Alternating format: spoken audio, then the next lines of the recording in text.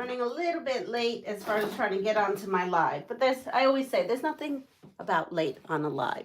Still, it's been very busy at work. I have my Hey Boo quilt still on my design wall. So that should tell you that I have been busy. And you know what? I need to cover this better. I just realized in the camera I did not cover this as best as I should. Let me move this down because that's going to bother me. I'm going to stare at that.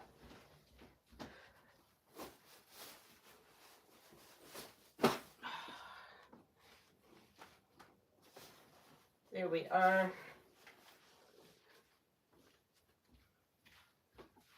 So let's talk about all this Halloween, right? We've got Halloween coming up. We've got some things I'm working on. So, let me put me down on this one. Good morning, Deb. So here we are.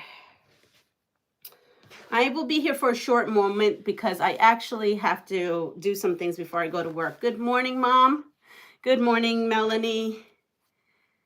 And so here is one of my Scrappy Halloween ideas. I'm working on this. So as you know, let me move all this out of the way. As you know, let me get the bucket.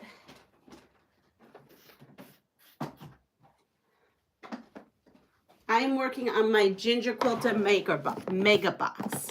So this is the pattern, right here. And this is what you need. And I made all my strip sets. Here they are. I'm going to show you how I cut them. All my strip sets. And then I have cut them and clipped them. So I have all these ready in a bucket. These are art bin. Look at this. Has a handle. Art bin buckets. I don't sell these, but I did just find them. They were clearancing them out in Sam's Club. So if there's a Sam's Club by you, you might want to go and check it out. You got a 2-pack of big, and then there was a smaller one inside. So you got 4, 2 big, 2 small, for $6 and I don't know, 81 cents or something like that. So I've always actually wanted these. They were always so expensive, but I really loaded up. So now I have my projects in here. So let's go ahead, and I am going to cut one of these sets. So probably the optimal thing to do is to cut these singly. But because I actually pressed all my seams open, everything is laying flat, and I have because you have to make 2 identical sets of 4 in order to do this. I can't give you the measurements. They are in the pattern. And you can go to the Ginger Quilter if you like that. I do have a affiliate code for Ginger Quilter. So now I have, this happens to be a true cut 60-degree triangle. And so I'm going to come in here. I don't know, can you see? I am placing my triangle right on here on the specified measurement, which unfortunately I can't give you. So I'm going to come in, and I've cut these, and I'm going to put these in a pile, and I move that over. Then I do not move my strip set. I come over here to the next one, find my specified measurement, and then cut on the other side. So now if you see, I have 2 different 60-degree triangles. Now I'm going to come over here to this side. I'm just going to move the camera and not the strip set. And then I'm going to find my measurement, bring it all the way over. And so I have another unit. So we need to have six of these sets together. So I have that. I'm going to come in, but I will tell you, well, I've been getting 6 of one kind and 8 of another. And then a whole lot of scraps, like a whole lot of scraps. So on that pattern, it's written by April Rosenthal. She does have a table runner pattern for free. I should download that actually today. And for the extra 2 60-degree triangles that you get, she actually has a table runner pattern. Here I have this piece.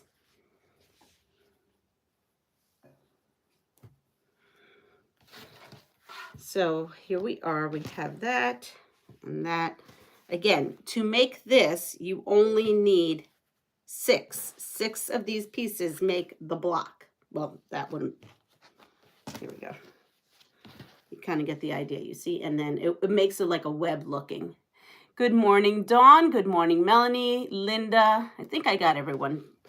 So I come in here and I throw I pop a clip to keep these sets together. Okay. And again, I'm going to have 2 extra for each set that I've cut. Again, this is the pattern. I'm going to download it. It says to go, it's a free, this is not free, this pattern, but there is a free pattern for the scraps. What is this? My TV just weirdly turned on. Okay.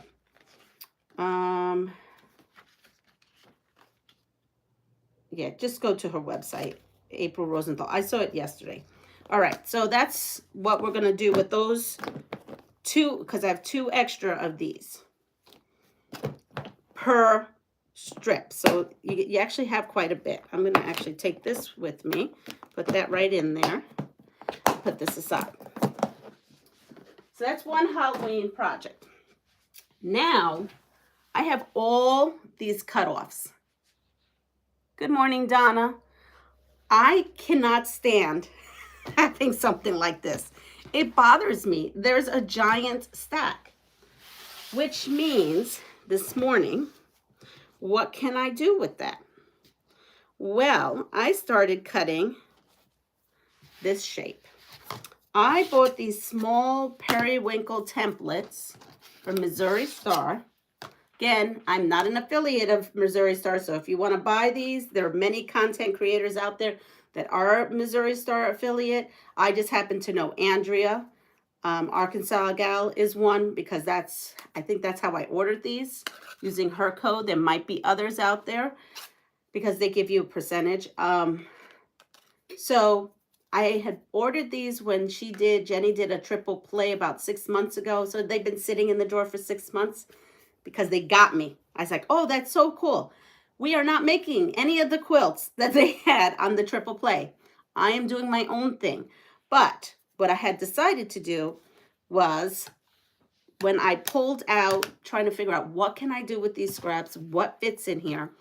When I had this template, I came over here and put it on my side here and realized, yes, I'm going to get still some scraps, but I have used most of the piece. So let me come in here and show you. So I take my small periwinkle template and put it all the way to the end. And it gives me this perfect spot. Now I have the center of the periwinkle. I wanted actually to use this for the center of the periwinkles, but they did not fit. So that is why, just to let you know, I'm using the side legs. The center, I toy between putting Halloween prints in the center, but then it's like I lose a little something when I put them together. And if you notice in this line, there are these teal leaves.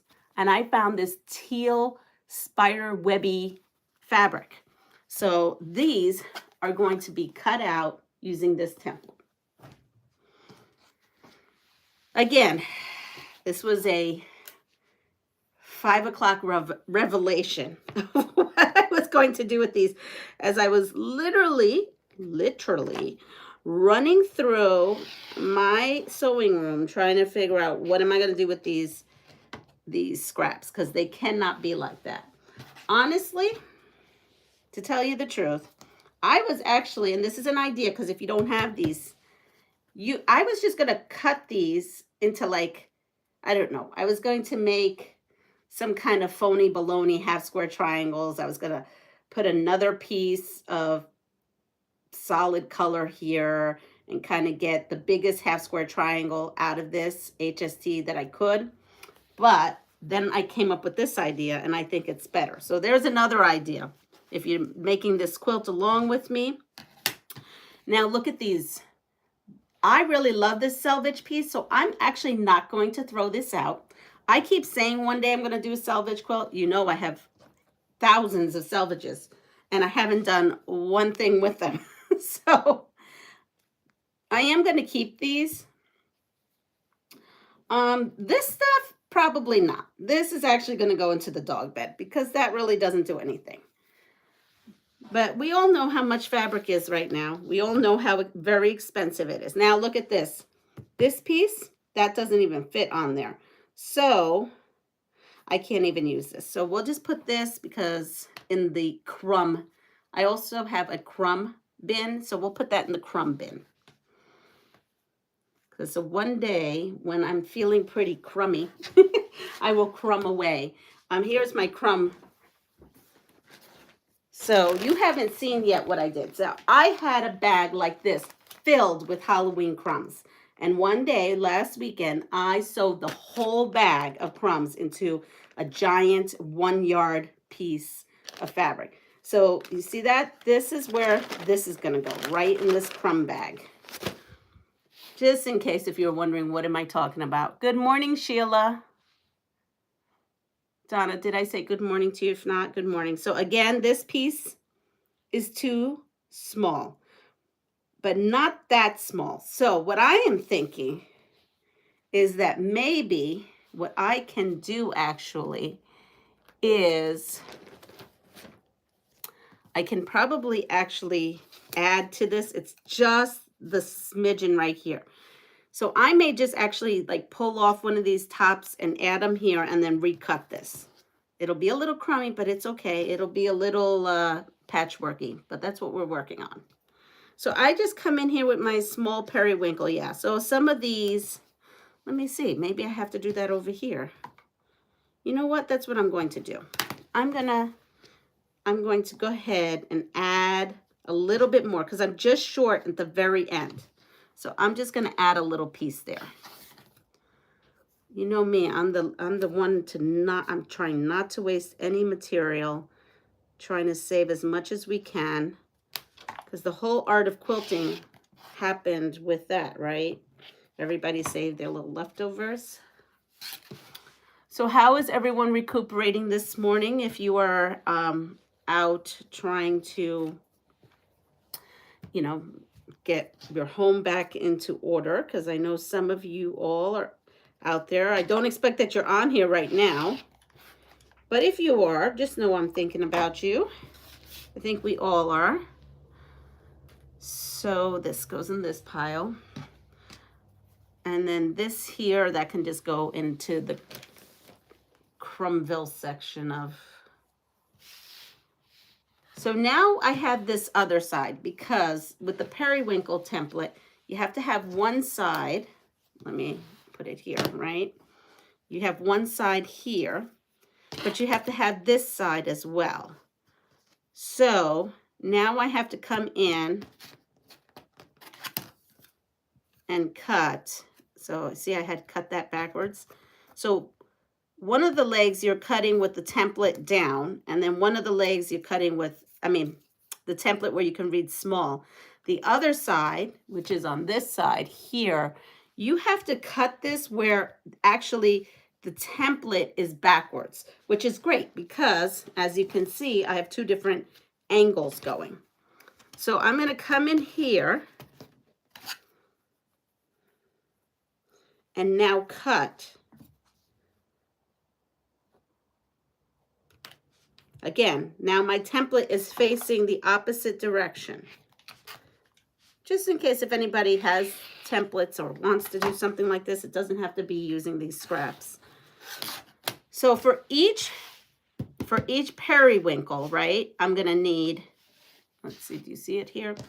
I'm going to need a piece here and a piece there in order to make one of those blocks. Of course, this is only the beginning of a block. Some put just 2 together. Some put 4 together. I don't know what I'm going to do. It's going to be a surprise for all of us. Good morning. Oh, who do I have? There, I can't see. But anyway, so this is what I'm doing. I am trimming my scraps down. And then I have a piece like this. And we will figure it out. It can go into the crumb section. But that's what I'm working on. I am going to be processing these scraps into usable other quilt. I don't know how big it will be. I have some selvages here. So again, I have selvages, crumbs, and then some that I have to just add a little bit of these crumbs to that to kind of extend it a little to get a block. So that's one quilt. Well, actually, that's not one quilt. That's 3 things. I have a full-size quilt out of that whole Halloween mega box. I'm getting a full-size quilt. I'm getting a table runner, and then whatever this generates. But I did have to add this background. Then my next tub. My next tub here that I am doing, and I showed you, and here it is. This is called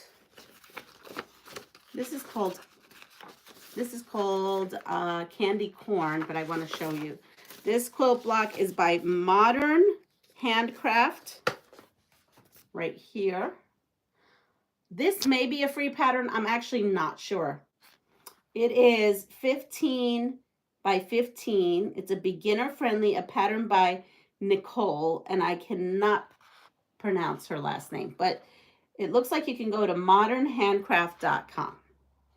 This block here measures a 15 by 15 inch finished block. It does not give you for a whole quilt, so it could be a pillow, could be a table runner. I guess it could be whatever you want it to be. So I have this, and I did go through the Halloween fabrics that was given to me. But I am veering off course because the original fabrics that I had decided that we were going to use are 1-yard cuts. And I feel like it's a shame to use that because I could use those for a 3-yard quilt. And I could make 3-yard, Halloween quilts, which I prefer. So I have some black, and I'm going to put that in here. Though there was this in there, and I really like this, and it has all the colors of candy corn. This is from Riley Blake, and this is called Halloween Parade Collection. So what I'm going to say is I may use this as some kind of accent border or something like that. And then I went into like my little area, my drawers, which is an area in which I have all these like littler pieces, and they're all color coded. So I pulled out some yellow, and I didn't have a lot of yellow and orange. So my selection is minimal, to say the least. So, but I do have this and this one. I don't know if you can see that. And this one. So this will be the yellow and the candy corn, which is the bottom. And then I have this orange and this orange and this orange. So orange and yellow share a small drawer because I don't have a lot of, I guess the shade I was looking for. and then the white. So we have that. In the pattern, there's printable templates. Someone did comment to me to try to use Spiky and Pikey's, Peaky and Pikey. If you know what I'm talking about, it's some kind of template. I don't have that template. Hence why I ended up finding these templates, because I was looking if I had one of these templates and didn't know about it for this. Didn't find that, but found this. Hence how that quilt was born. So what I did was I just made a copy of my pattern on my printer out of cardstock, and then I had some hard plastic that were from boot inserts, and I went ahead and cut it out, because things like this, when they come in my shoes, I keep this plastic, especially for the boots, and then I cut out my templates. So I don't have whatever the Spiky, Peaky, Spiky. Come on, one of you all know what I'm talking about, because it was a comment that more than one made. It would do this, you know, it would be the special template that would do this. Now I have this in AccuQuilt, but not the size I need. So I cut those out. I put that all in here. So that's another Halloween project.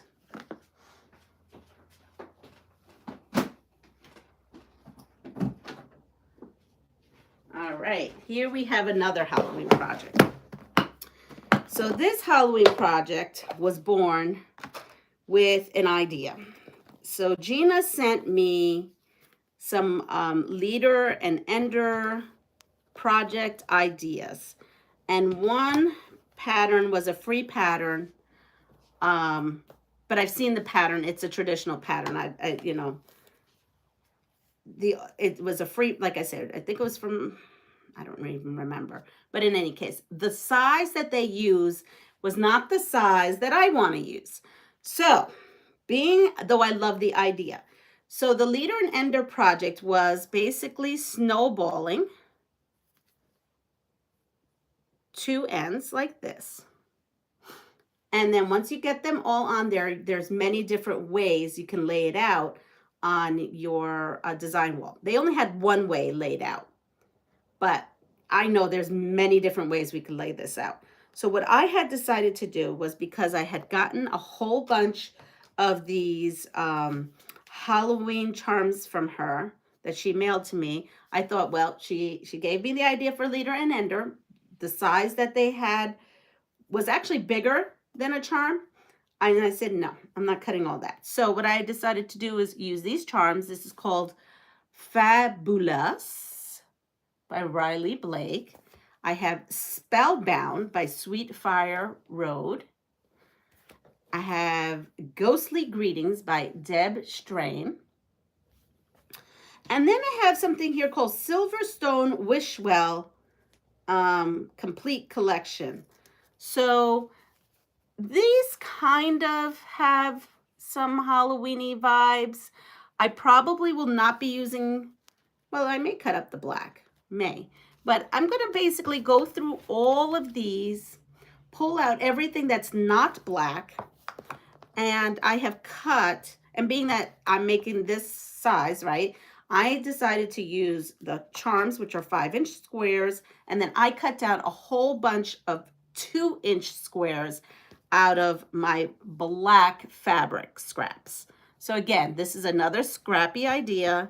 I just went to my black stash of scraps and just cut out a whole bunch of 2-inch. So you see, I still have a little bit here. I have a little bit here. And then I have, I'm not sure why these black scraps are in there. These have to go back into this drawer. That has to go back into my bucket. In any case, then I had, oops, here's another scrap. I had these random small pieces that I could make into 5-inch squares. Let me see. I don't even know if that's a 5-inch square. This is not a 5-inch square. So I will not be using this as a 5-inch square because that's not even 5 inches, but this is good. I have this, so I can cut these up and mix these right in with all these Halloween prints. And we're just gonna be Halloweening it all Halloween season. So again, a pile of charm packs and a pile of 2-inch squares. Someone just gave me this. I haven't used this, but I'm taking this with me. This is going to be for my Josefina, which is my featherweight. So that is definitely I'm gonna try that and use that. So we have that one. And that so far should keep me busy for a little bit. I will tell you, Fabric Cafe, they announced it, so I can now start announcing it. A new book is coming out. And yes, I pattern tested some patterns in there. And wait till you see what is coming out.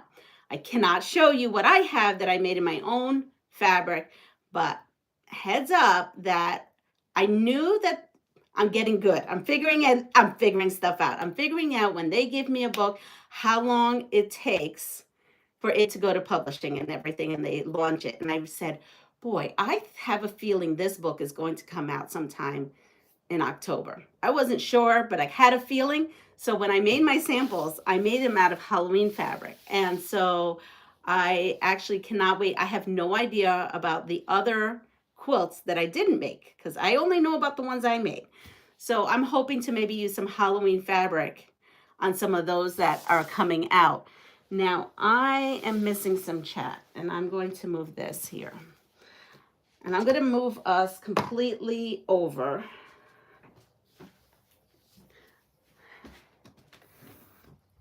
So after we left yesterday, I did finish, well, no, I had to go to work, but yesterday I did end up finishing up my 2 ghost quilts. I will put that up on the community tab today. And so you'll see the pictures of those. Those are in school already, so I can't even show them to you.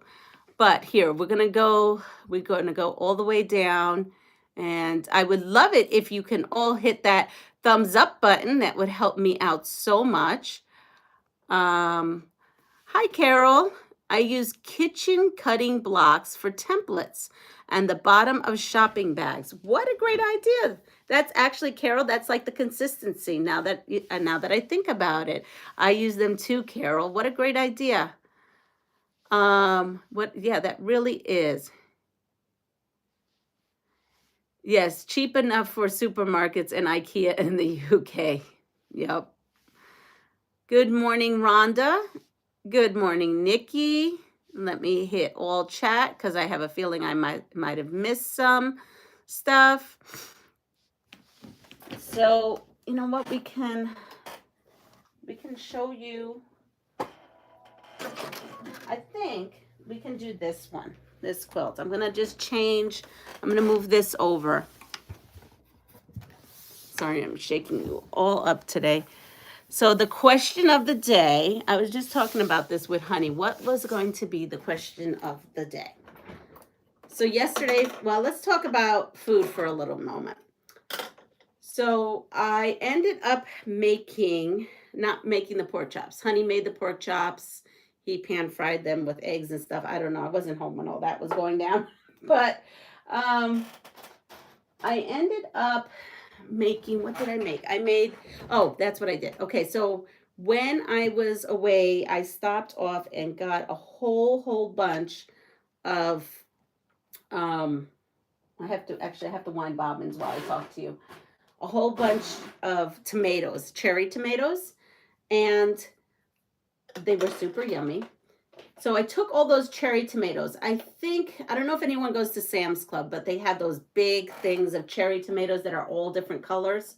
So I took that, and I took the 2 big packages plus a little pint size I had of tiny cherry tomatoes. And I put a little olive oil, salt, pepper, and I put them in the oven at about 425 for, I don't know, maybe 20 minutes so that they got a little brown and caramely. And I put that aside. I also put in the oven chopped up eggplant, 2 eggplants I just chopped up, and I put salt, pepper, what is going on here with this? Garlic. Uh-oh. My machine is not liking. Hold on, let's try this. Something happened. Okay. And then I put that in the oven. Then I also put 2 bulbs of garlic in the oven. The whole bulb, I washed it. I cut off the top, put a little bit of olive oil, salt, and pepper. So I put all that in the oven, roasted everything for like 20, 25 minutes, pulled it out. And I took some of the tomatoes in a blender with some of the eggplant. I know this sounds a little weird, but I'm telling you it's really good. And I also made homemade pesto last night, so I put some pesto in there, basil pesto, a little bit of fresh oregano from my garden, and I blended that all up with a little bit of more of extra virgin olive oil. And then what I did was we boiled up, you can boil up pasta, but last night we boiled up ravioli, and we had taken the ravioli, put that down once it was cooked, put the sauce on top, and then I put all the chunks of roasted vegetables. That was super yummy. That was totally an experimental thing I did yesterday. And that's why I don't have a recipe, because I totally made that up on the fly. And it ended up being really, really yummy. So, is there a go-to recipe? The question is, leading up, is there a go-to recipe you use now that started off as something you experimented with? Meaning that you just kind of cooked that up in the kitchen with no recipe. You just went in there, and then all of a sudden you were like, oh, this is really good. And then now you make it all the time. I don't know if I'm going to make this all the time. It's a little work, but it is so worth it and was so delicious. That's all I can say. All right, so I'm going to move this. Let's see. We are going to do, okay, we're going to do this one. So I need white.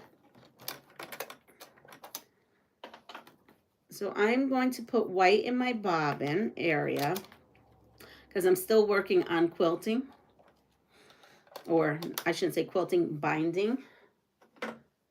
And what I'm going to do is use, actually I'm going to use the white as well. Oops.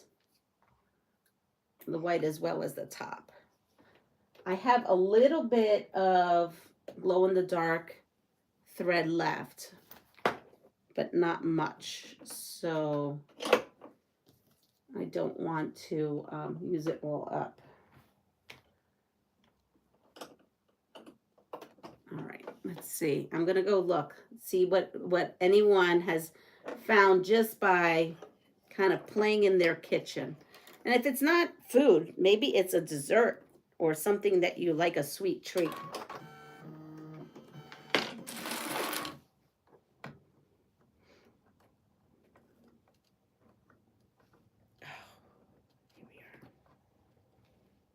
Nope. Instead of getting it, I totally pulled it out. Here we are.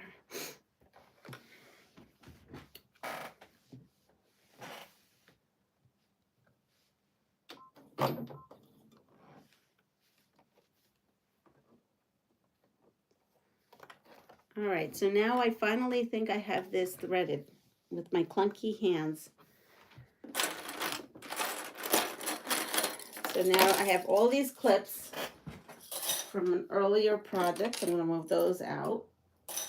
All right, let's see. I want to see what everyone has come up with. Because again, I do a lot of experimenting in the kitchen.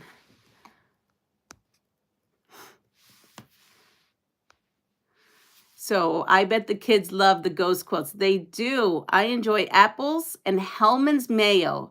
It's my go-to treat. Wow. Okay. I would have not even thought of that. That's cool. Now, do you put anything in the mayo? Like, do you put cinnamon or anything, or is it just straight up mayo?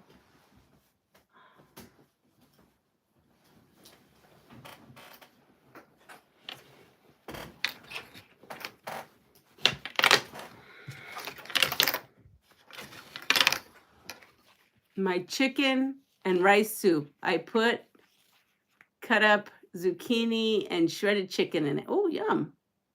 Just mayo and apples. Okay. So when I left, we had discussed how I iron the binding on the back to the front. And I read a lot of comments that that was something new that you guys learned yesterday. So that's great. I'm glad. And I'm glad that you're going to try that trick. So today's binding hack, or whatever you want to call it, I'm going to show you what I did here. Actually, I'm not going to do that on that mitered corner because it takes me a while to get that going. So this is the quilt. Came off the long arm. And I come in and I cut the batting flush with the top.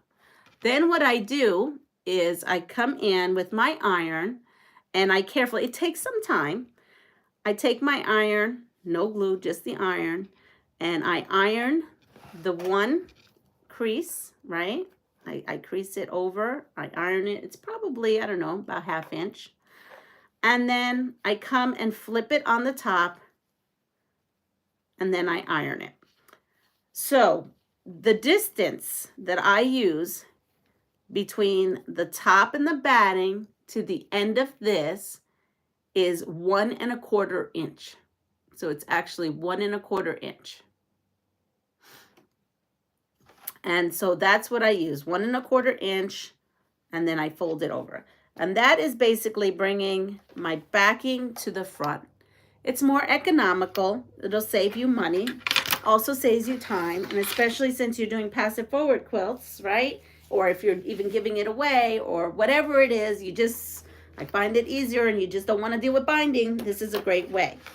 Now, the corners tend to be a situation, all right? So the corners, hold on,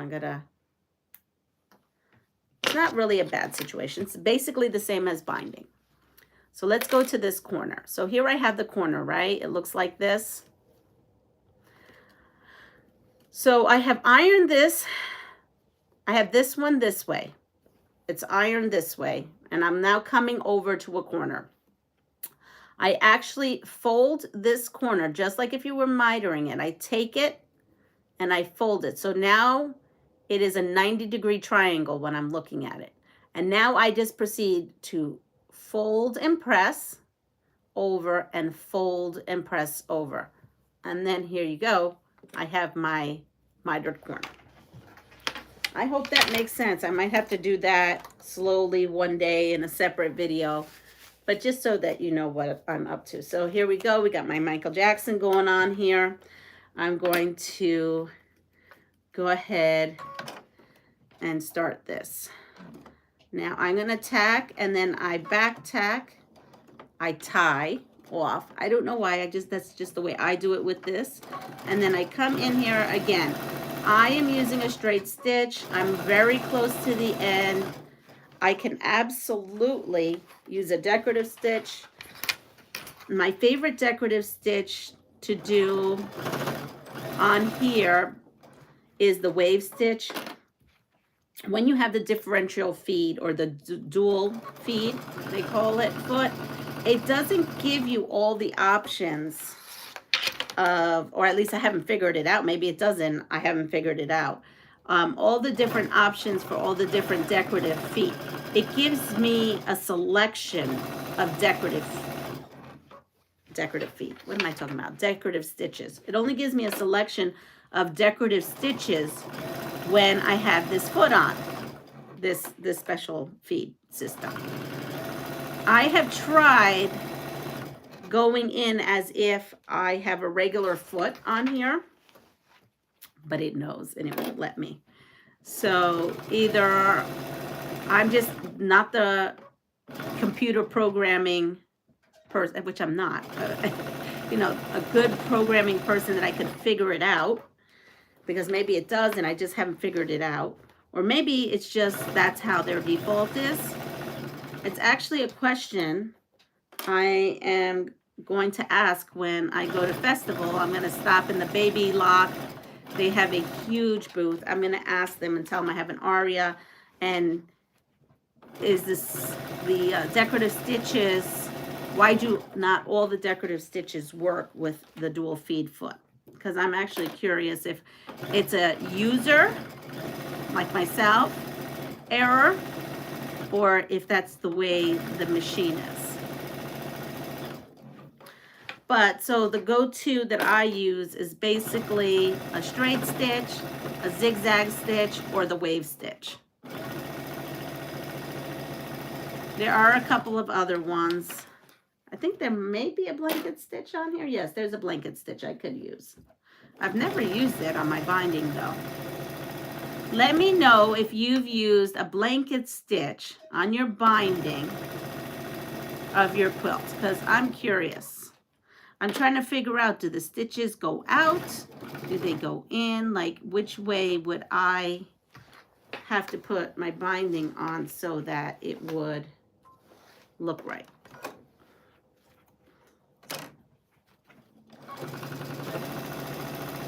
So I come in and just, you know, yeah, sometimes with binding you have to take your time.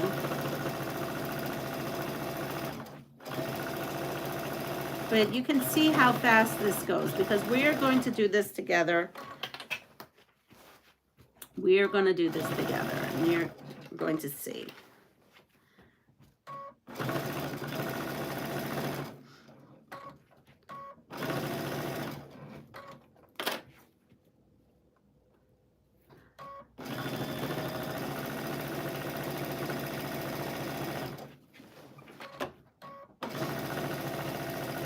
I'm actually going to see my daughter this weekend. Well, this week, because I actually have to go for family medical, because, you know, my daughter has some doctor's appointments in which I have to go to. She does majority of them, but there are some that I go to.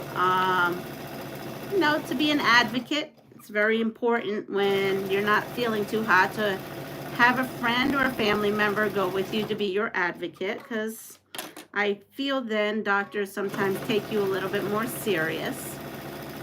So if you're out there, I would highly recommend you take someone with you every so often, especially if you're going to a new doctor, because it kind of tells the new doctor that you're not by yourself and that other people are watching out for your health and whatnot. So important, I feel, nowadays.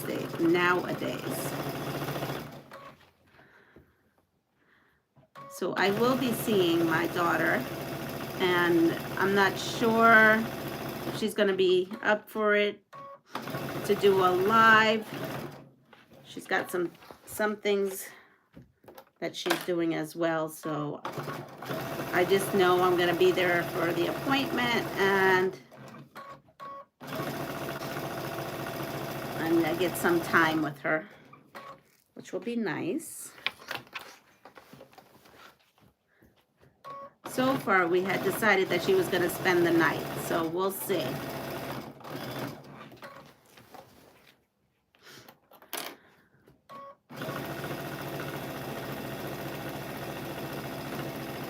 Almost there.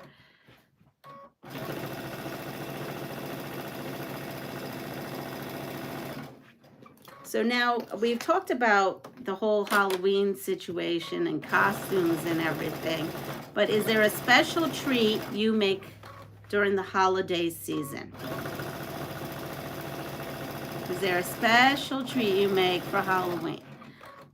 Back when I was younger, I felt like we made a lot of pumpkin pie during the Halloween season. A lot of pumpkin pie. We especially roasted pumpkins. I especially roasted pumpkins.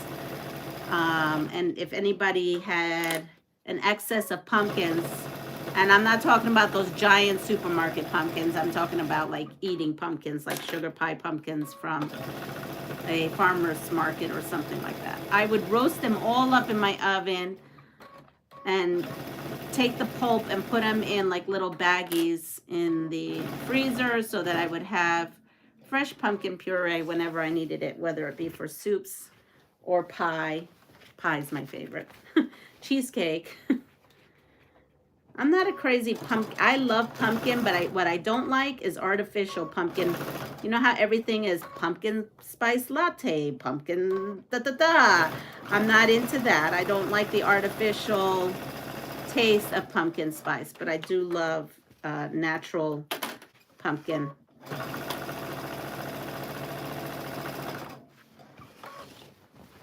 Like I wouldn't go to the supermarket and buy pumpkin spice whipped cream.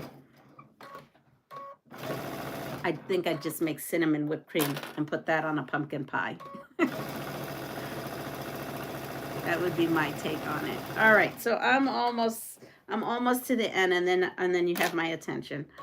I have to give this a little bit of attention here. But anyway, this quilt is going to come with me. And I have 2 passive forward quilts coming with me as well. So I have a bunch of donation quilts I'll be traveling with when I visit. And, well, it's not necessarily visit, but when I see her. There'll be a couple of organizations I'll stop off at to bring some cheer their way. Okay, now I'm tying off. I back tack, tied off, and now I'm going to cut. And here we are. I wish, I wonder if this recharged, because this quilt in particular has the glow-in-the-dark fabric. I mean, the glow-in-the-dark thread on the front and the back. So you see, it's all done. And, the backing is a gray, and I have gray here, so I thought it would be a very good way. Good, easy way. All right, let's go and see what we're up to. Let's see what you all are up to. That sounds tasty. Someone got into trouble. Nightbot's on it today. I haven't only used it on applique. I've never have, but I've hand sewed the binding. I always take someone. I tend to stop listening to them if I don't like what they say. That's so right, Deb. That's right. There is, and that's why, yes. Mirta, Mirta, how are you doing? So she lives in South Georgia. So let's see. I've had a house full of family doing showers, laundry, meal for 2 daughters without power, and 7 kids staying since Saturday. It's stressful but helpful. Absolutely. You're doing a wonderful thing. Our thoughts are with you all the time, and everyone. It's not only you, it's everyone that is going through this right now. I keep watching more of the news footage, and they're saying, it's just months and months, and it's going to be, if not months, years to get back to where they will be. I mean, they may never recover. There are some parts that just absolutely may never recover because the whole town went. Sheila, I never thought about taking someone to the doctor. Yes, Sheila, please go take someone with you to the doctors. Please, please, please. Even if it's only 1 or 2 times. Someone, obviously, that you feel comfortable knowing your business. You may not want everybody knowing your business. So whoever you feel comfortable with. I think it does 2 things. It alerts the doctor that all the BS may not work because there's 2 people there. And not that all doctors have BS, because my daddy, he was a PA and a doctor. So, orthopedic doctor. So, I'm not saying there's BS. I'm just saying nowadays, doctoring back then is very different than doctoring right now. I'm sure I have doctors on here. But, my daddy maybe had seen a handful of patients a day, or whatever it is a day. And these poor doctors are seeing like 40 and 50 patients a day. They only get 15 minutes. It's not their fault. But having a second person there will help. Because then that person may say, hey, you may need to go for a second opinion if it, not getting heard.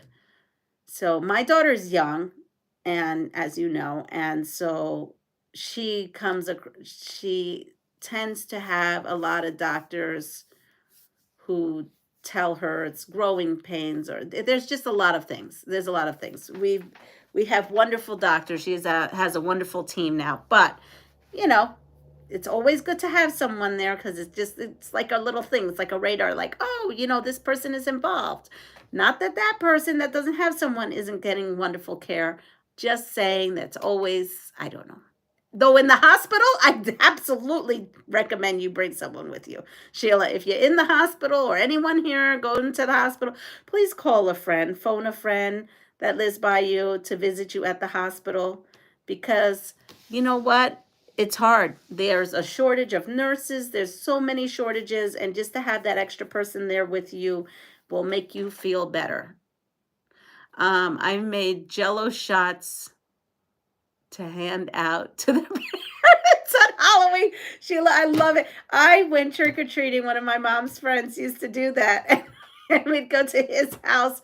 It was treats in the front for the children and treats in the back for the adults. That is hysterical. I've only known one person to do that. Now I know two.